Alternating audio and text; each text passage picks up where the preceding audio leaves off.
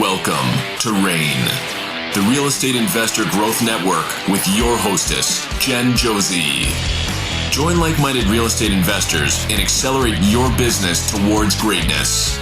You will hear step-by-step strategies for success, interviews with real estate rock stars, and we will dig deep into past projects where we bear it all, including the good, the bad, and some just plain ugly. So get excited. Here's the bestower of badassery herself, the real Jen Josie. Listener discretion is advised.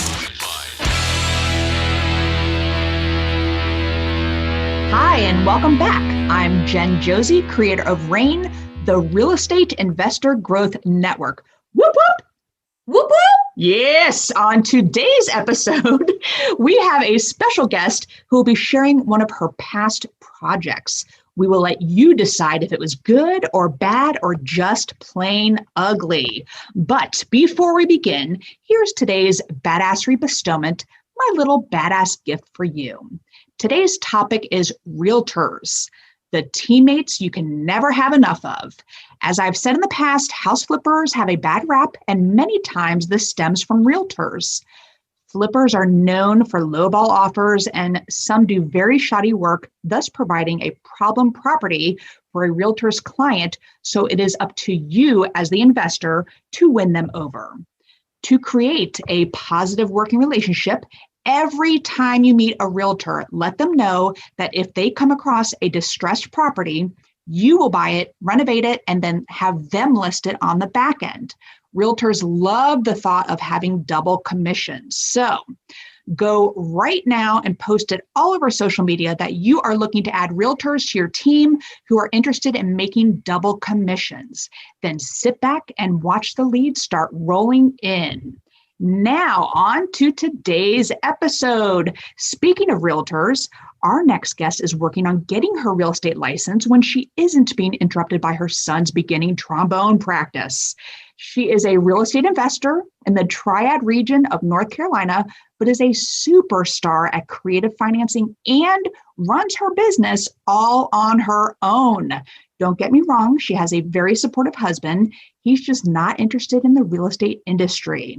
I only know her through social media. It's crazy we have never met in person because I consider her to be one of my soul sisters. So I am so excited to welcome RAIN member and total badass, Kat Snow. Thanks for being here, Kat. Hey, thank you for having me. She's waving, by the way, and we're on video, but yeah, she's waving. I just, I'm popping her podcast cherry today. She's never done a podcast, so you don't need to wave. It's just only audio. I know. I thought about it after I did it. I talk with my hands. I'll do it the whole time. That's awesome. It'll keep me distracted. I love it. So Tell us a little bit about you. What's the name of your company? I see you have a lovely shirt on, and I love the name of your company. Let's start with that. Yes, it is Gardenia Gray Properties. I wanted something feminine, and Gray is a family name. So that's how I came up with that, and I wanted something that kind of rhymed and stuck with people. So Gardenia Gray Properties is who we are. I love it. And I said that your husband's not part of the company, but he is very supportive. He is very supportive. Yes, he's amazing. That is awesome. And you've been doing this how long? I had a rental property for about 10 years, but I did not start and make the jump to real estate investing until 2018. So your backstory, you were in finance. I worked at a local credit union for about a decade. Okay, tell us about that. So what happened? What made you leave and go into real estate investing? Well, I got out of college. I went and worked at this credit union. And from the first year, I got bumped up from like a part-time teller to a loan officer. And I was doing really, really well and doing really, really good with sales goals. And I was just I had that momentum and I kept kind of moving up and setting records and things like that. But I wanted to do something. It was a smaller credit union. The pay wasn't great. So I wanted to do something to kind of supplement income. So I started kind of dabbling in real estate stuff. And then they ended up closing one of the branches after I'd been there about 10 years. And I was let go. And the unofficial reason is basically because I was dabbling in real estate and I probably was not going to be there forever. And they had other employees that worked. So they never replaced my position and they closed a branch. And it was a hard blow though, because, when you're corporate, you put so much energy into somebody else's thing. And I decided that I was going to spend that energy into my own thing and pierce my nose so I could never go back corporate. And it made me do. You pierced your my nose at 35. And my husband's like, you pierce your nose, you're not going to be able to go work anywhere at a bank. I was like, I'm not ever going back. So, and that's what made me get really jump. And I went to a local, we buy houses kind of education seminar thing. And I purchased a package for education. And that was a great thing for me. And it was not cheap, but it's been worth every penny. This is the same education program that you and I are both involved in? Yeah. Or is this something? Okay, gotcha. Mm-hmm. Yep. So I did that, and then I just kind of jumped in, and it took me a little bit to really get started. That whole analysis paralysis thing, it was real for me, but I love it. I love it now. I've learned so much. And I knew you before you became a RAIN member. I would watch your social media and you were just doing great things, and we were connected through that educational program, but just, you're about an hour and a half maybe away from me. Yes. Maybe 2 hours. Mm-hmm. Okay. Yep. Yeah. Once this Rona is over, we are getting together. I'm telling you, this is Absolutely crazy. We have never met. I know. Yeah. So you are in a little bit more rural area than say Raleigh and Durham where I am. And yes. I know it's a total different game. We've talked about marketing strategies, and you are super creative when it comes to financing, which we're going to talk about in one of your deals. I think you said that you use a subject to type situation in this one for financing it. Mm-hmm. Okay. So let's jump in. This property that we are going to discuss, tell us about it. How many beds and baths, what year was it built, etc. So give us some background on the actual property. This property, it's fun. It is, I chose to talk about this property because it was kind of the property that made me go from, kind of I don't want to say naive investor, but very, very optimistic about everything working out the way you plan it, and, fluffy butterflies and kittens and all that fun stuff, and rainbows. This property turned me into straight, just boss bitch who can now turn a shit show into fluffy kittens and rainbows and butterflies again. So we are going to talk about the Boaz, and it is the Boaz. What is it? It's on Boaz Road. Oh, but Boaz. Boaz, B-O-A-Z. Boaz. It is actually very country and popular name when you get out in rural areas. There's a lot of Boaz roads, and there's a lot of Boaz churches. But we just call it the Boaz because that's where this project is now. Gotcha. But it's a funky little project, and it's not really unusual for our area. So a lot of families have family land and they have acreage, and a lot of people will build on it. So this particular property, it was 4 acres. There were 2 mobile homes on it. There was a double wide. They were both 3-bedroom, 2-bath. They had garages. They had numerous outbuildings, and shops and things like that on the property. And they had been there one of them had been there for a long time, 40 years. And it was what I lovingly refer to as a Franken trailer. So these people were very handy, and they just built onto a single wide for 30 years. So it was kind of wonky, and the property is set up one behind the other. So if you're looking from the road, you cannot see the house behind it. So it had challenges. But that is our loving property, the Boaz, in a nutshell. So it's a single, you have multiple buildings. There's multiple properties there's multiple structures on this property. Okay. We have 2 residences and we have a shop. Gotcha. And then we have a couple other small buildings. And around what time were these buildings built? So the first property, which was a single wide originally, but now it's turned into our little Franken trailer, and they built onto it for 30 years. It's from the 70s, but you go in and you cannot tell that it was ever once a mobile home inside. They got like wood floors in it and they've just built onto it forever. And then the other one is behind it and it's updated. And that was that's a regular three bed, 2-bath mobile home, double wide. Gotcha. And how'd you find this property? Was it a wholesaler or how'd it work? No, we were actually going to wholesale it. And it is we prop stream and we do vacant owners, and it was a mailer. So this was a mailer, and the family. Well, let me cut you off for a second. Yeah, sorry. Go ahead. So the listeners know what prop stream is. Prop stream is a way to, and you're great at this. And this is where we differ with marketing, because in our area, prop stream is very popular and people buy the same lists over and over and over again. So they are very overpopulated. But in your area, when you work with prop stream and they pull leads for you, correct? Tell us quickly how prop stream works. So we get it and we pull leads. And I have to give a shout out to, I partnered with someone on this, and her name's Terry Cuffey, and she's amazing. And she was great with this as well. But we did we send out letters. Basically you pull the list and we choose what we wanted. So we wanted vacant properties. And out here in the rural area, there's a lot of family homes where people have left, gone to college, gone to bigger cities, not come back home from their home places. So these properties are just sitting there vacant. So there is a ton of them, and there's not a lot of competition out here as far as sending out the letters. So we get a lot of responses back. That's and we great. also deal with more of the an elderly crowd normally. So they're not, they like the letters. My dog's running behind me. Sorry. Stella, stop it. Stella, this is not the time for your comb. Okay.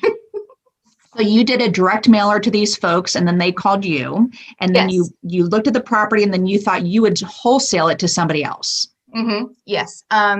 So the plan was to wholesale it because we were getting it at a great deal. And we were also helping these folks out because it was a situation where mom was living in the older house, son was living behind with his daughter, and he was taking care of mom. He had a job that was an hour and a half away, and he was driving back and forth every day. So they didn't know how to go about selling it. They had spoken with the realtor, and the realtor was basically like, a laundry list of stuff they were going to have to do to sell it and split the property up and things like that. And they just did not want to go that route. So we kind of went out there and I talked to them and figured out what they needed and then went from there. And we were going to wholesale it, but it didn't work out that way. Yeah. And with real estate investors, and I said in the beginning how they have such a bad rap, but a lot of times we can help out unique situations like this. So if they were to list it, they'd have to split up the plots, I guess, the parcels, excuse me. And so you went in, and how much did you get? So you got 4 acres, you got 2 residential homes, properties. And then 2 properties, and then a shop, and then a couple of outbuildings and stuff. So what was the price that you got all that for? So they wanted 75. We ended at 54. Wow. And as is property, we can get about 15,000 per acre out here. So about with the acreage, and then the value of the lower house as it sat was about 70, and the value of the upper house as it sat was about 55. So we were doing well as is value at 140 easily if we would have divided it up and just sold it that way. And that would be by doing nothing and nothing to it. Splitting it up and doing it that way, it would be 140. Gotcha. So, So what did you have to do to the property? Were there repairs that were needed? I don't know too much about mobile homes, but. Yeah, the biggest thing, they were both in pretty good shape. The biggest thing was the upper house. The mom had went through a hard time when her husband passed away after a long illness. So there was like a little bit of a hoarding situation. So we had the cleaning out was the biggest thing. And then there were small things that we found that needed repair. So we fixed those. But really it was about 3,500 and we were good to go with both properties, like clean out and, making it shine. And how did you finance this? Because this is what I love about you. You are so good at creative financing. So how did you finance this project? Or this project, excuse me. This property, we found we went in and they were like, well, we want 75,000. I was like, okay. So you always kind of talk to them and find out what they really need. He really needed $15,000 in order to purchase this new home closer to his job where his mom was going with him. So everybody was moving. So once we found that out, we found out there was a subject to financing opportunity because there was a mortgage on the property, and the mortgage was still in Dad's name, who had passed away. So they were just making the payments. So I talked to them about, we call it a sub 2, and that's basically where you just start kind of making the payments for the homeowner, and the loan stays in their name. However, we have obligations to make that payment, and then the property comes in our name. Is there paperwork and everything because Yes. I mean, so you went in and said, let us take over your mortgage payments. Mm-hmm. Do you get the deed? Like, how does that work? Yes. So we go everything through our attorney. So everything's legit. So our attorney and this property was interesting because there were 2 houses on the same piece of land. So there was a lot of paperwork for him to do, but only one of the pieces, one of the properties was tied to a mortgage. But everything was still under the same plot. So we went in and we explained it, and then our attorney just got all the information from their mortgage company, and we've got the insurance switched over. The property is now in a trust, and we're the beneficiaries of the trust. And real estate, if you're an investor and you do a sub 2, that's kind of a way not to set off a lot of alarms with the mortgage company, because they don't particularly always like, when you switch the owner of the property that they have a loan on. However, this gentleman they had the loan with was deceased, and at this point, I'm sure they would be ecstatic that someone was still making the payments because the family was leaving. So we did the sub 2 for the part that they still owed. And then the rest we did private financing to get them there. We ended up private financing about $19,000 because we knew we'd need about $3,000 in work and closing costs and insurance at the end of it. So we did private financing for the remainder, and we ended up coming out at the closing table having to write a check for $319. Wow. So you got 4 acres, 2 houses, and a shop for Yes. How much? 300 what? $319.68. That's amazing. And Yeah. you said they needed $15,000. Did you give that to them up front out of the 19? We gave them, that was part of the 54. So yeah, that came out of the 19. We gave them to them immediately because son was in the middle of getting a loan and he had to show where that money was coming from. Okay. So it's a subject to, meaning that Yes. you are now paying the mortgage payment, and the mortgage is staying in their name. Is that correct? And yet the deed. Okay. So you are making payments, and then how do they end up making their money? Like from the sale of the property? They made their money in the very beginning. We are also giving them $450 a month. Is basically the mortgage payment is right at $440 something. So we are going to pay that until that's paid off. And then 2 years after that's scheduled to be paid off, we will give them $450 a month because that's what we owed over the sub 2 to them directly. But they needed cash up front. So we made that part happen as well.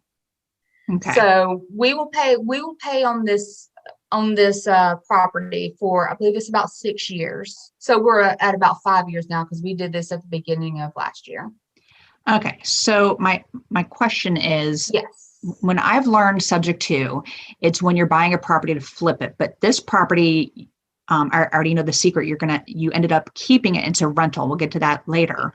Mm-hmm. But normally with a subject to deal, you walk in and they owe, say, 80,000, say 100,000 on a property, and you take over their mortgage payment, and then maybe you give them money to help move to their new place. In this situation, he needed $15,000 towards a new property. So you pay that. So it's, for an investor, this is a great strategy because there's very little out of pocket. In your situation, it was just over $300. Yes. So here, when you're flipping a property and you take over the mortgage of $100,000, you do the repairs, and then you go to list it, and the value of the property is much higher. Say you end up selling it for $200,000. So then at that point, when you sell the property, you pay off that loan for that mortgage for them so that they no longer, so that payment goes away. And then because you flip the property, that is then whatever's left over is your profit. So in this situation, you are continuing to keep it in their name the entire time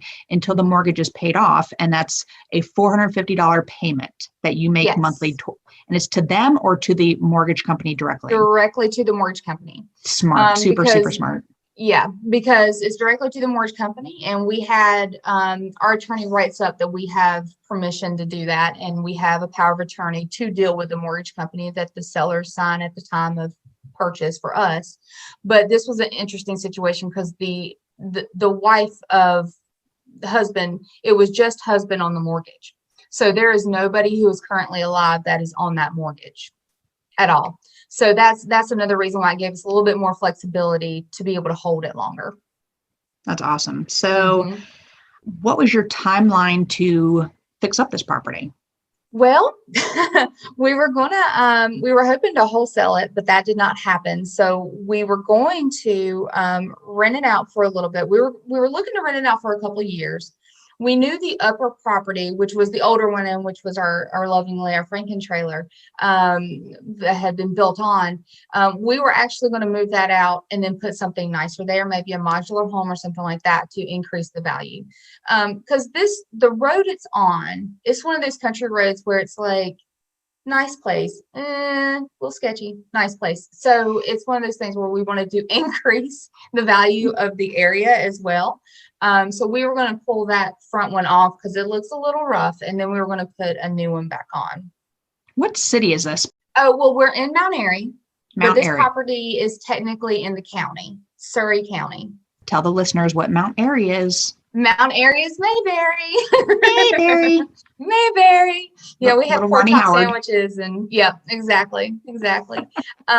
So our plan was to remove the property and put something nicer there in the front one, but the one in the back was in good condition. But we haven't but that got moved up. So, but we can talk about that probably here in a minute. What happened with that? So your projected timeline to fix it up was what? It was 24 months, 2 years. 2 years. And and you actually and we were going to sell it. Okay. What did you think you were going to get at the end of 2 years, like price wise? Right. So we were thinking that once we divided the property up, that we could, the bottom one would be easily around 80 to 90. And then we were going to put a really nice modular home on the top one, and it had a little bit less acreage, but it was in a nicer spot up on the hill. So we were planning around 130 for that after that was said and done. So the 90 plus the 130 is what we anticipated getting back. So real estate is always changing. So what happened here? Because you did not sell it and you still have this property. So what did you decide to do with it? So what we decided to do is we were going to rent it out for a couple of years. And that was just basically to get some money up to do the demolition and bring other stuff in to establish the property and the history so that we could do financing later on. So we ended up being able to rent the shop out for $500 a month. We ended up renting out the lower house for $850.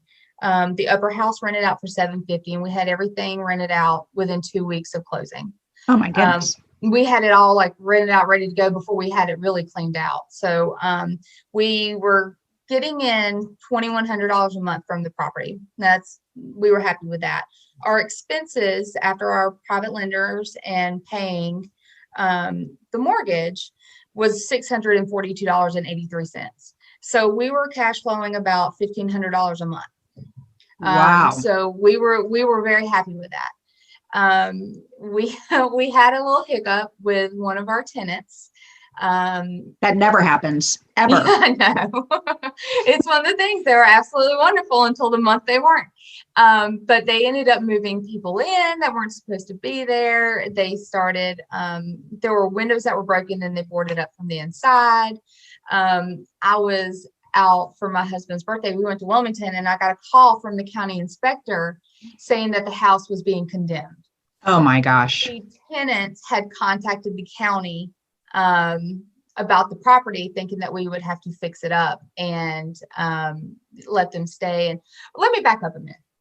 So the month before, we started getting phone calls from the tenant about the electrical. So we kept having our electricians go out there, and our electricians, 2 different electricians, says they're trying to pull copper wiring out of the electrical work. Yikes. So, and this was the property that we knew we were going to be demoing and doing a new one on, and to redo the electrical and that was going to be horrible. And we knew at that point they were damaging the property extensively.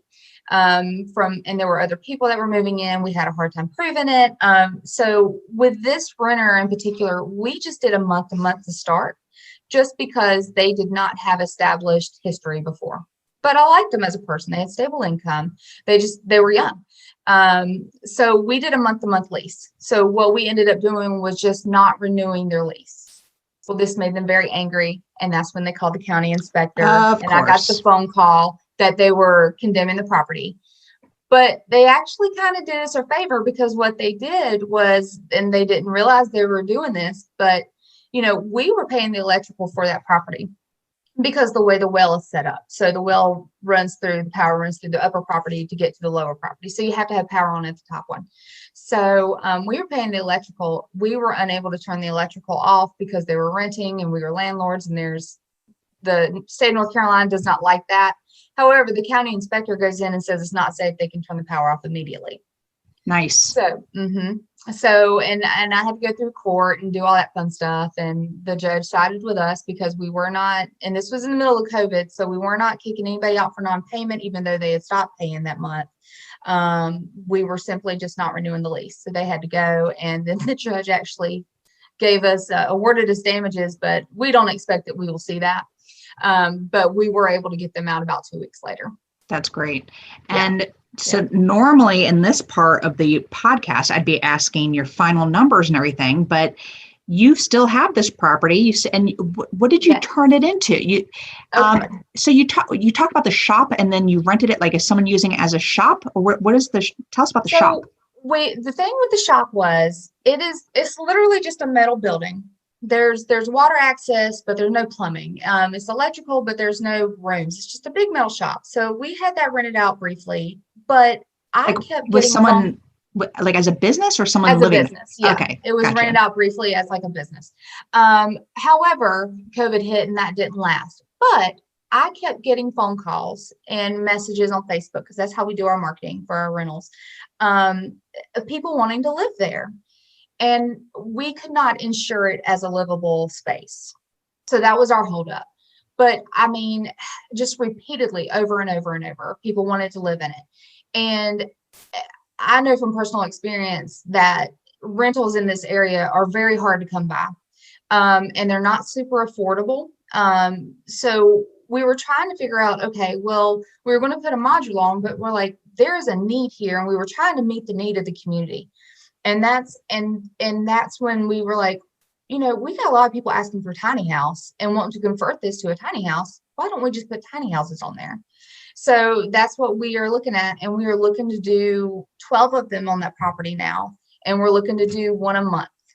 And our cost for the tiny house, we've got it all worked out. Let me get my numbers up here, because I got that written down. And while you're looking at that, I stinking love this idea. And there are times where you have to make that decision and support your community. If there's a need for affordable rentals and you can provide that, instead of charging an arm and a leg for a flip and over renovate a property and make it just the property too high in costs. Mm-hmm. When you can provide affordable housing, that is so awesome. And it's your integrity, and it just shows that your company is going to be lasting a long, long time, because you're giving back, and people are going to notice that, and it's just going to be rewarded back to you tenfold. I know this, and that's awesome. I love that you do that. Yeah. And that was something that was really important to us too, because it was a hot mess, and we were like, how can we make this better? And I've always loved the idea of tiny houses anyway, but some people just think it's weirdos that want to live in the woods, but I was really taken back by the amount of people reaching out, asking for that type of living situation. And there's just not anything here. And really the sweet spot for rentals in Mount Airy, people can really easily afford $700 to $500. So that's how much our tiny houses will be renting out for monthly. But we did have a little hiccup because we were going to put them on trailers. We found out through our attorney, there's not really a good way to protect that. Right. Because all you have is the VIN number, and all the protection you have is just the cost of the trailer, not what you modify on it. So we are going to do sheds instead. And I don't know if anybody's seen the really cool like Home Depot shed that's got like 2 stories, but they make those. Oh. And you should check it out. They have one in like the parking lot in Winston here that's close to us, but and you can set it up. It's like made to be a tiny house. So there's an Amish shed company here in Mount Airy, and we are using them, and we're going to be able to get the whole, like the shed, the electrical, completely furnished and set up for about $13,000 per house, per tiny house. And you're going to do one of these a month? We're going to work on one a month because they're small, so it shouldn't take long to do the project. Right. And we can buy these from the store or the shed folks with already electrical in it. So the biggest thing is having the plumber out there and doing the finishes, really. And so, how do you get electric to these? Like, is the property equipped with electric? How's that work? Yes, we have the property equipped with electric. We actually have a guy that's going to be working out there in the next week and a half.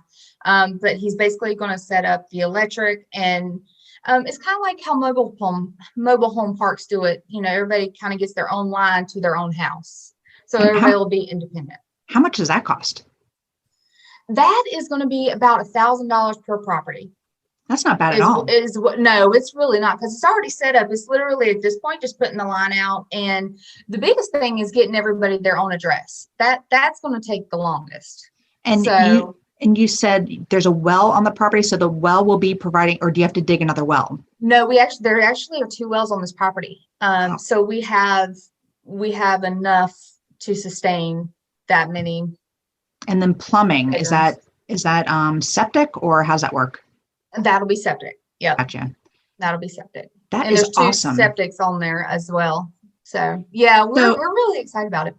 So this has turned from a cold call, from a letter that you had, and you were able to help out this family. You gave them the money to relocate, and you now have these 4 acres. You've turned the little shop and that became a tiny home. You added like a kitchenette, a bathroom, not everything? Yet. Okay. Right now we're going to use it for storage. Okay. Yeah. Right now we're going to use it for storage until we get everything set up and built, and then we will be converting that. Or we may just remove the shop. What I would like for this, I would like for it to be like a community. So we're going to leave a green space if they want to do gardening and stuff like that. So we might leave that just for storage for people's needs. We don't really know what we're going to do with the shop yet, but we wanted to have a real community feel. And the way it's set up like a half moon. So it's like a circle drive, and the tiny houses will be around it. So we talk about, we like to go through numbers and everything. So we don't have any set numbers, but do you have projected numbers on where this will go? I have projected on what the value will be once we have everything done. And we're planning on just keeping it kind of indefinitely. So I know that with our cost monthly, let me get out my little thing here. Here somewhere. Oh, there it is. Okay. So we're looking at renting them out for about anywhere from 500 to 700. It'll depend on what it has, the tiny house. So we're going to be doing 12 of those. So the rental, we're going to be looking between the rental and the property that we're keeping down at the bottom. We're going to be looking at about $8,600 a month coming in. Wow. Yeah. And our expenses are going to be roughly $3,400 for the first little bit, but because what we're doing first with those tiny houses, because with the shed places, you can just pay a monthly so it's going to be like $150 a month just to get it out there. And then we'll pay that monthly. And then as we have money coming in, we'll just pay that stuff off. So in the beginning, our expenses are going to be right around $3,400, but the value of the tiny houses will be around $35,000 for each of them. Oh my goodness. And with that, so there's 12 of them, the acreage, the house that we have on there currently that we're keeping, the value of the property. I mean, if we started sectioning things off and selling it, it's going to be close to $500,000. We're a little bit over 550,000 just projected to increase the value of the property by dividing stuff up.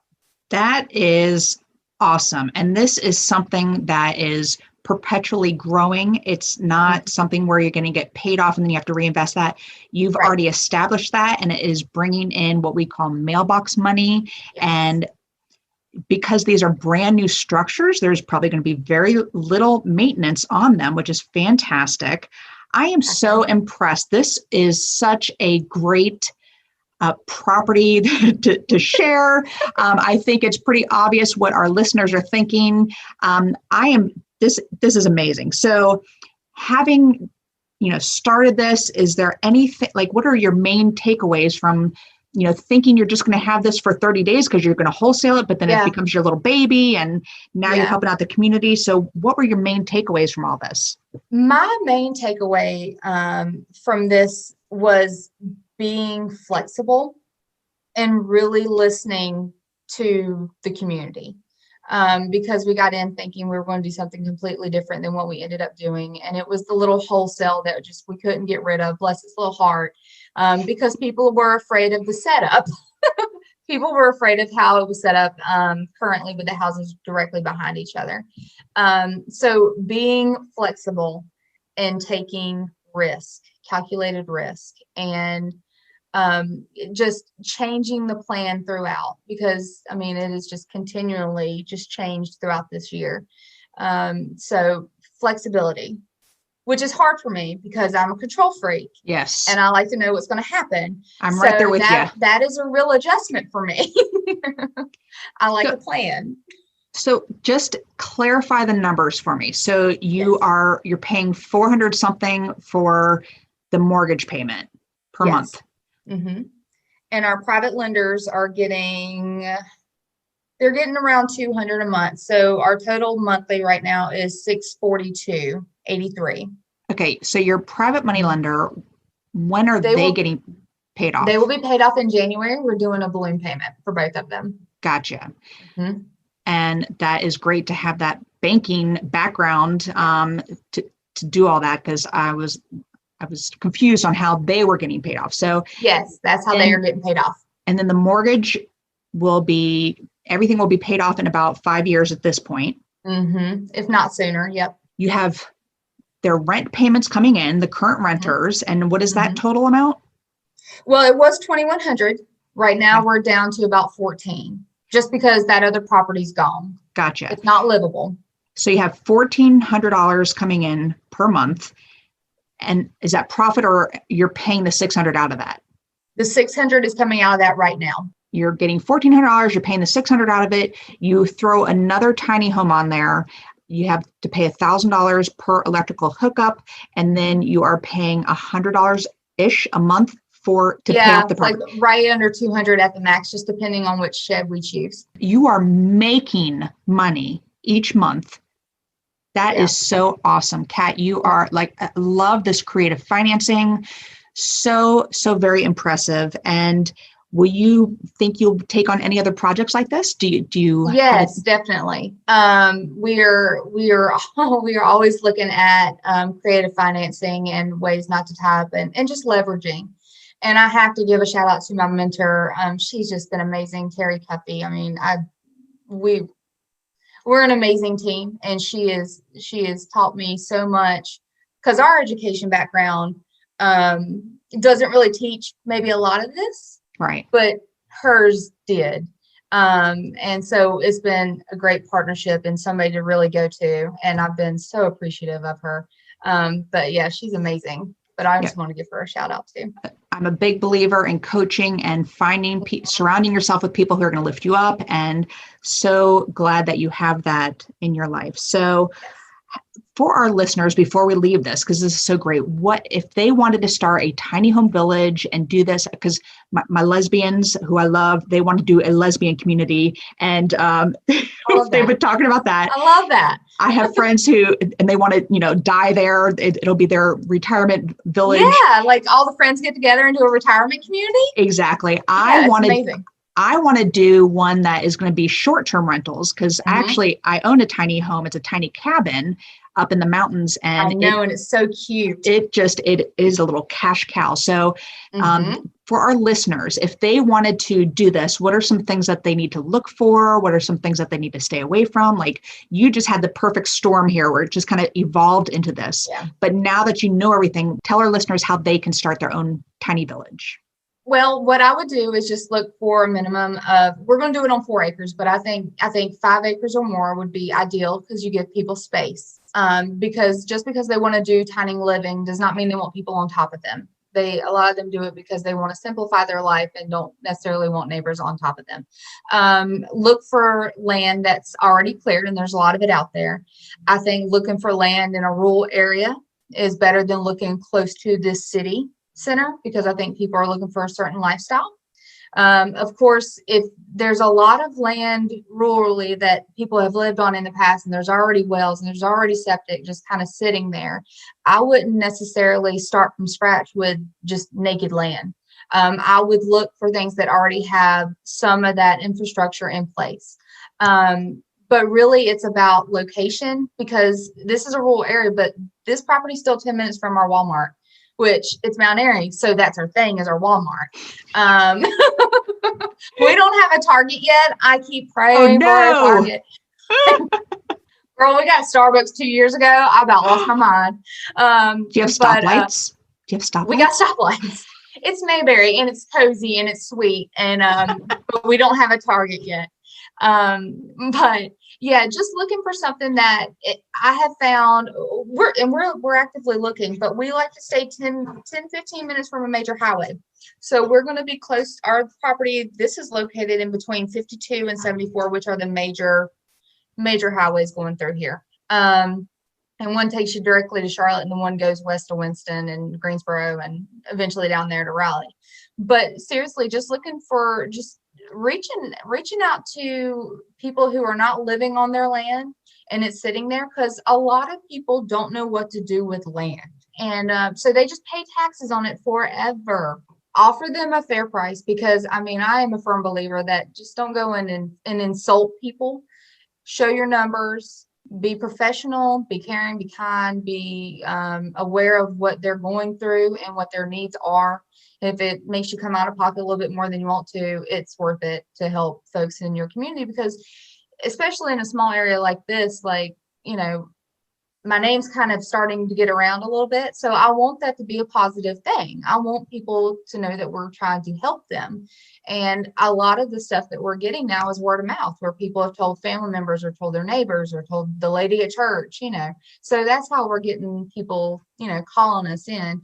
But seriously, just I really believe if you have the needs of your people that you're trying to help first, everything else will just kind of fall into place. Absolutely. I really believe that. Yes. And Mount Airy, which AKA Mayberry, yeah, is very lucky to have you, because you do care about your community and you're providing a service for them. So this has been a great project to talk about. Thank you so very much. We are going on to the second part of the podcast, which is what makes you a badass? And badass is an acronym, and you are a total badass, Kat. We all know that. I just don't feel it, but I thank you so much. You are a total badass. The acronym for badass, the first letter is B, and it's a book. I love to read. My husband hates reading, but what is a book that has made a huge difference in your life? It is You Are the Badass, just the whole books from Jen. I'm going to say her name wrong. Sincero. There you go. Yes. I just love her, and she's really great at helping you get out of your own way and getting the big, audacious goals and following through, and I just love her. And she's also got a money book, and that's great too.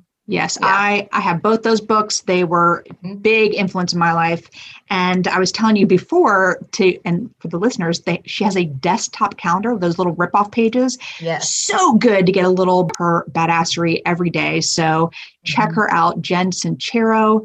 And if you've never listened to the audio of that book, it's her speaking. So it's great It is so great. Yes, it I've is. done both now and I love it.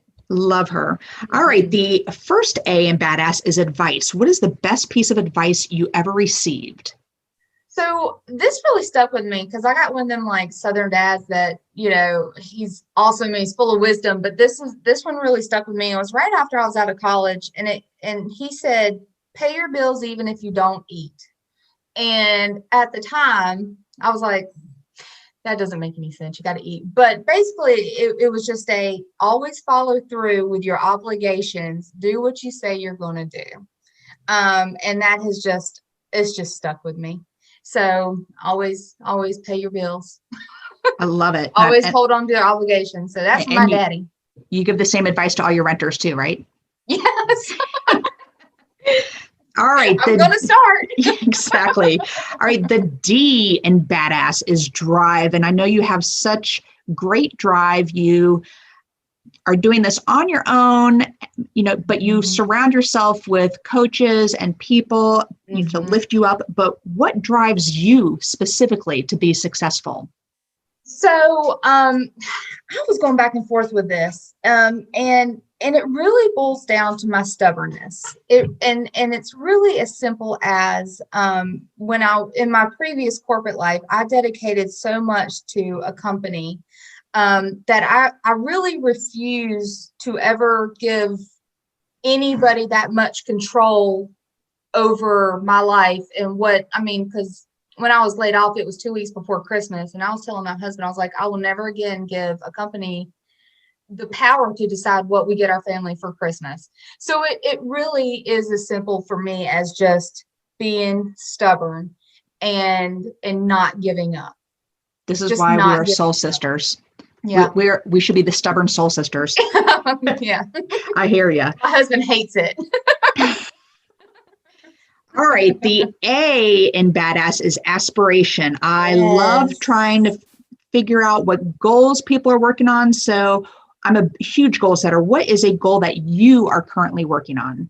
I am trying so hard to be a licensed real estate agent by the end of the year. I have 2 more weeks of class. Then I take my test. And I am studying so hard for that right now. That has been way more challenging than I anticipated it. So for our listeners who are considering becoming real estate investors, you never had a real estate license in the first couple of years that you've been doing this. No. And so why are you getting it now? Okay, so there was a couple of reasons. So when we send letters out, I go out and I talk to people and I'm very honest. So if their house is in great shape, and I am a wholesaler that will say, I can give you money for this and we can make this work. However, you would probably stand to make substantially more if you go through a real estate agent. And so that was part of that. And and after I'm already in their house and I have that trust, I would like to be able to say, now taking off my investor hat, I can list this for you and can be your agent for this. So I feel like when you're already in there and you've already spoken on the phone and you're in their house, you've already got this level of trust and you're sitting at their dining room table and you're talking over options. So I felt like I was missing out on an opportunity on that side. Also, I've had a lot of people, which I didn't expect, ask me about managing their rental properties.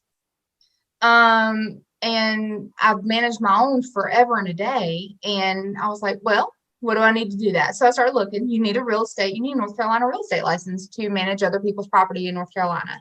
So I'm looking at doing that also as another stream of income, because I like to focus on different streams of income. So, and then of course, when we eventually get to the point where we're flipping more, being able to sell my own properties. So there were 3 reasons why I was looking into it. And I felt like I was just leaving money and opportunities on the table. And apparently I didn't feel like I was busy enough.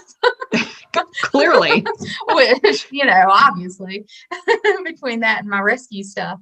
So that is why I decided to go in and I did it took me a year and a half to pull the trigger on it. And then when COVID hit, it became available to do online.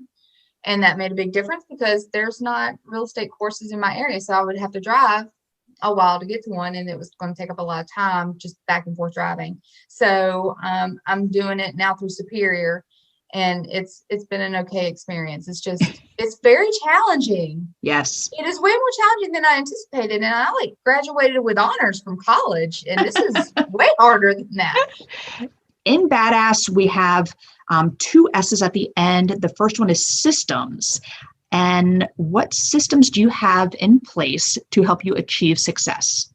Yes. So wonderful team, consistent marketing, consistently sending out the mailers, and time blocking has been a game changer for me. Yes. And doing my little, I got my little planner right here. It says, speak it till you see it on there. You can't see it because of the thing, but it's my planner and everything's in there.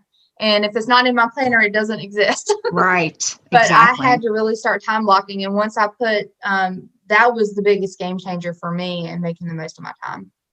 And you said be consistent with your marketing, because a lot of times people will get a property under contract and then the marketing stops. Mm-hmm. And then when you sell that finished property, sell it, you're like, oh, where's the next project? So I need something in the pipeline. That exactly. Always be feeding that pipeline. Mm-hmm. So the last S in Badass is success. What does success mean to you? So I struggled with this one because sometimes I want to absolutely rule the world. And other times I'm just like, I just want to be able to pay my bills and not struggle. So, but success for me is it's really just as simple as not struggling, being able to take care of my family when I need to. I love to travel. I want to get to a point where I will feel like I'm successful when I have, my property management company and stuff is just on autopilot. And I have people working for me. So when I get there, that is what that looks like for me. But it really just gives me, and everybody says this, but it's the freedom. But it really gives me the opportunity because to spend time with my family, because my husband, he's 11 years older than me. So he will be retiring, if I'm successful, early in 5 years. So that is my main goal, to make sure my husband can retire and we can spend time together. And we can travel and do that type of thing. So that's what it looks like for me. That's fantastic. And you deserve it. You have been working your ass off and you're so good at what you do. Thank you. Yes. And thank you for sharing it with us. And so for our listeners, what is the best way for them to find you? Oh, social media. I have not been great with the webpage yet, but social media, Facebook and Instagram, I'm fairly active on that, and I respond fairly quickly to any messages that anybody has. And we do pay for referrals if anybody has a property. So we do that as well. And I will go outside of Mount Airy. So I do the whole triad in Winston. But yeah, social media, Facebook, Gardenia Gray Properties, you just Google it and put it in, it'll pop right on up. And it's Gray, right? Yes, Gray. Yes. And we will have it in the show notes of this program. So that is all, folks. Thanks for listening, and we will catch you on the next episode. Now go out there and share your badassery, and don't forget, make it a great day. Take care. Bye-bye. Whoop, whoop. Whoop, whoop. Yee-hoo! Thank you for listening to RAIN, the Real Estate Investor Growth Network. Be sure to subscribe on your favorite podcasting platform so you never miss an episode. If you need more badassery, you can follow Jen Josie by visiting therealjenjosie.com or become a member of RAIN by registering on rainmastermind.com.